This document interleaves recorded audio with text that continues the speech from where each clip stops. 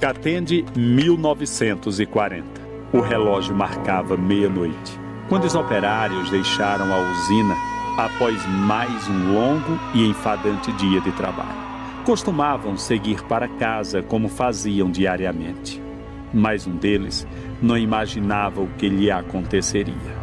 Ao caminhar pelas ruas da cidade no silêncio da madrugada, ele avistou uma mulher, vestida de branco, com cabelos soltos, andando com uma sombrinha.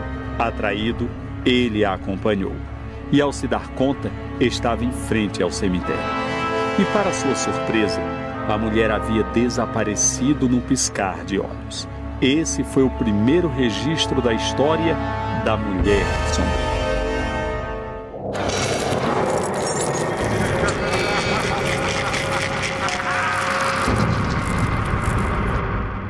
A história conta que a aparição daquela mulher para os operários da usina Catende continuou após o primeiro registro. Na troca de turno, sempre à meia-noite, os trabalhadores que saíam eram enfeitiçados por ela e a seguiam completamente seduzidos. Em alguns casos, ela desaparecia. Em outros, os operários só acordavam na manhã do dia seguinte, desnorteados dentro do cemitério.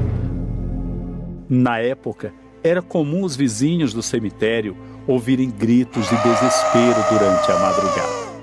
Décadas se passaram. A usina acabou decretando falência em 1995. Hoje em dia, na cidade, não é difícil encontrar pessoas que conhecem alguém que diz ter visto a suposta mulher.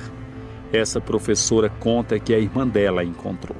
Ela estava na casa de uma costureira, né, que costurava para ela, e já era um pouco tarde, era quase 1h30 assim, da manhã, né, da madrugada. E quando a costureira terminou de fazer a roupa dela, aí ela foi para casa, que no caso ela morava de frente da casa da costureira, né? E quando ela chegou em casa, a porta estava fechada. Ela começou a chamar pela nossa mãe, né? Chamando pela nossa mãe. E quando ela olhou assim para baixo, na rua Bela Aurora, ela viu aquela senhora, só viu de costa, não viu o rosto não. Aí viu aquela senhora descalça, com a sombrinha e uma roupa estilo sinhá. E ela ficou olhando. E ela disse, oxi, uma mulher uma hora dessa, chovendo, e ela estava aparando a chuva com o pé. E quando a minha mãe veio e abriu a porta, aí ela, quando olhou, ela não estava mais. Havia desaparecido. Tinha desaparecido. Aí foi quando ela se assombrou.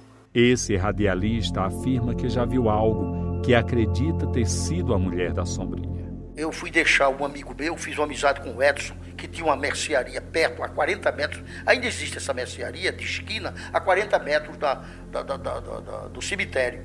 E nós bebíamos também toda noite e eu ia, às vezes, deixá-lo em casa. De repente, eu me deparo, não sei, eu sei que era mais de 1h da manhã, me deparo com uma mulher. Dava a impressão de que quanto mais eu andava rápido, porque eu queria ver a fisionomia dela para contar para o papai como era para papai, não é? E pelo menos ter o privilégio de ter dito, olha, eu também vi a mulher da sombrinha.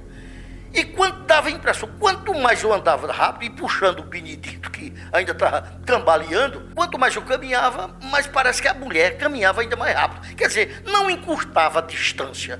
De repente, eu não sei se num desses puxões que eu me virei para dar para ele me acompanhar mais rápido, quando voltei, não vi mais essa mulher. Esse homem mora ao lado do cemitério há anos e nunca a viu. Eu acredito e não acredito ao mesmo tempo, né? Porque são fatos falados antes de praticamente eu ter nascido, né? Essa história da Mulher da Sombrinha. Se alguém viu e falou que viu, então essa pessoa está falando com a certeza, né?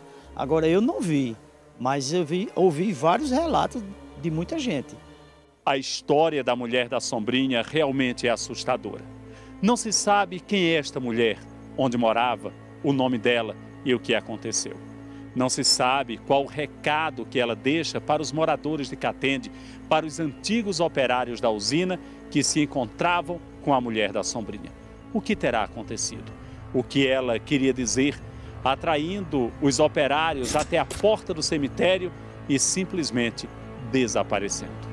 A história é ainda mais intrigante porque mesmo quem a seguiu nunca conseguiu ver o rosto dela. Não há relatos recentes do seu aparecimento.